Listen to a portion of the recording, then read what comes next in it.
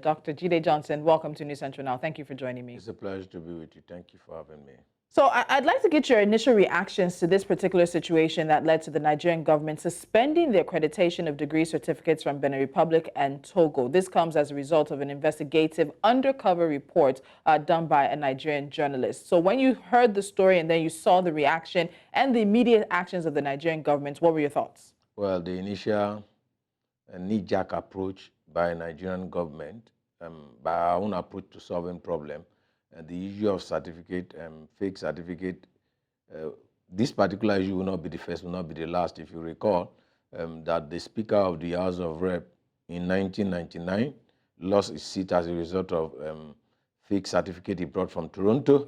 You also recall the credibility question surrounding the second Senate President, Adeleru-Balogun, which tend to be his banana peel. So the issue, even in 2023, from the highest office to the lowest office, we still have cases relating to forged certification, whether NYC, university certification, and the rest of it. I think that what the government should have done, we have put institutions in place, institutions for accreditation. Or in the Ministry of Education, there is a particular department that is responsible for evaluation and accreditation of foreign degrees. What have they been doing? How have they spent the resources we have allocated for that purpose, if not for this investigation carried out by a well-meaning Nigerian whose life will almost be at risk because he has really exposed a criminal gang? Because if you see the organization behind this crime, the involvement of people in immigration, the involvement of people in Ministry of Education, the involvement of even people in foreign affairs, and you wonder how these had played this long without any intervention for some of the departments and agencies of government that we have given the responsibility to do due diligence. And what will government do? We are totally suspending. And you know, like in the insight which you played, you add what the professor of Trinity College said. You are even talking about external. What about internal? What about schools running programs that are not accredited?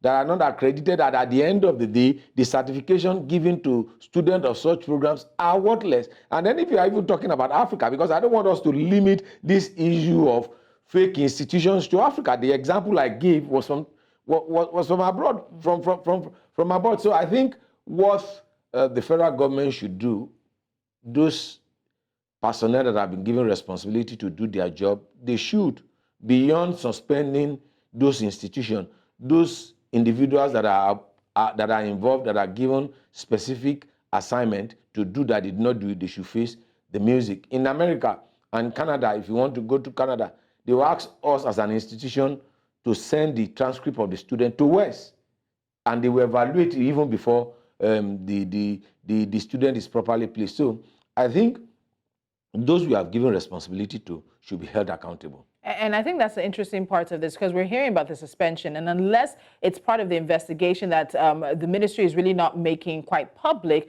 a lot of people are saying, what about the fingers that are being pointed back to individuals within Nigeria? But you raise another interesting point around accreditation of, or lack of accreditation of degree programs even here in Nigeria. And that was also something that came out just a few months ago towards the end of 2023. What does all of this say about the Nigerian education system, particularly at the tertiary level? We place a lot of emphasis and focus on that level. You hear from Nigerian employers a lot that university graduates who are coming out and trying to seek employment are simply not employable. We'll hear that there are jobs waiting for them, but now when we look at what we're hearing, you're able to get a certificate in 12 weeks. We have unaccredited courses, and students will go through 4 or 5 years and find out that that course is not accredited. What does it say about the university and the tertiary system overall in the country? Well, it talks about the need for us to depoliticize the educational system. We must go beyond politics in appointing people to position of responsibility. The focus should be on competence and capacity of whoever we are going to give responsibility to, because what shapes your economy, what shapes the future of your country is your educational system.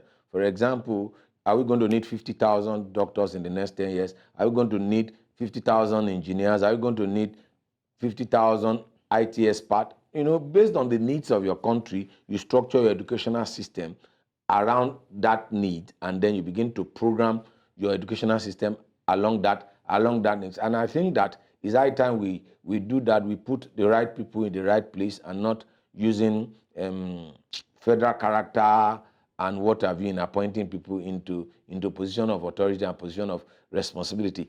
If you look at the problem we are facing with respect to this new development, is as a result of people that have been given responsibility but do not have the capacity to do what the responsibility they have been given. And that's called for an holistic reform beyond university education, which has to do with paper certification.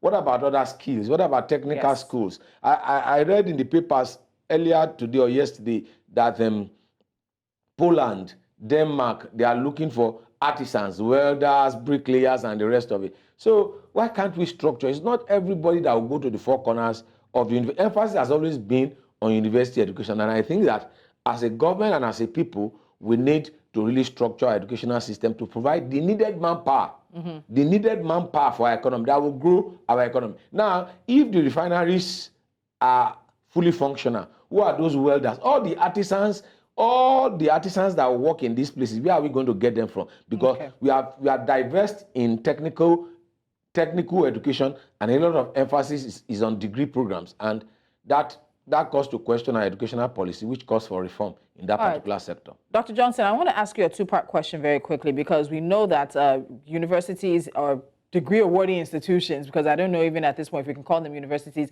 in Benin Republic and Togo have been suspended. Now we're adding, of course, Kenya, Uganda, and Niger universities to them. What will this do to the relationship between Nigeria and some of these countries? Should we be looking at a developing diplomatic, not necessarily row, but a diplomatic spat that could cause further issues? And then also let's look at this suspension and what it means for the Nigerian students who are currently studying in these institutions, or even those who have already found themselves in the Nigerian labor market with certificates from these institutions. What are the ramifications of what we're seeing happening before us? That's why I said it's a knee-jerk approach, because there are a lot of Nigerians whose destiny is at jeopardy now with respect to not being adequately informed. And these younger ones, as a result of lack of opportunities for them in Nigeria, for some of them being desperate in getting education elsewhere, has pushed them into being exploited by an organized crime, a ring of organized crime syndicate that is exploiting them. I think we should adopt a collaborative approach in the sense that we are talking about a sub-regional relationship, ECOWAS relationship, or a cross-continental relationship under the auspices of the EU, which arm of the EU is responsible for educational integration among African countries. And I think that a bilateral and multilateral approach should be adopted in solving this particular problem in the spirit of building African integration. On a related note, I just saw a tweet of a friend who posted that Nigeria has gone to open up a camp in Dubai for the Super Eagles, and I said, are there no camps in Togo? Are there no camps in Kenya? Are there no camps in Zambia? We are playing the African Cup of Nations in Africa. Why should you take our resources to go to Abu Dhabi, which is not even in Africa? The weather condition is not even different. So we must be Afrocentric in our approach, rather than we must be Afrocentric in our approach. And in being Afrocentric, we must use multilateral and bilateral relationship in solving problems. So there should be a joint commission on the part of Nigeria and on the part of these countries that are involved, because it's not only that they are producing manpower for Nigeria, they are also producing manpower for their country, and they are also producing manpower for other countries, so that we can all nip this problem in the bud, because it's a cross-continental problem. It's not a problem that's limited to Nigeria. We shouldn't look at this problem in isolation. It's an African problem, and Africans must come together to solve their problem. If it's like in Europe, the European Union will have come together to solve this particular problem. Let's assume that this particular problem happened in one of the countries in the European Union. So the European Union will come in and the problem will be resolved among the European. And I think that Africa needs to wake up to that responsibility to understand that we must integrate not only politically, we must integrate economically, we must integrate socially, and we must integrate in every aspect of our lives. All right. And of course, given the fact that these degree awarding institutions are giving it to students, not just Nigerian students, as you said, African students, it has become an African problem. But the focus right now for us is on Nigeria. Dr. Jide Johnson, lecturer and public affairs commentator, thank you so much for joining me on the news. It's a pleasure to be with you. Thank you.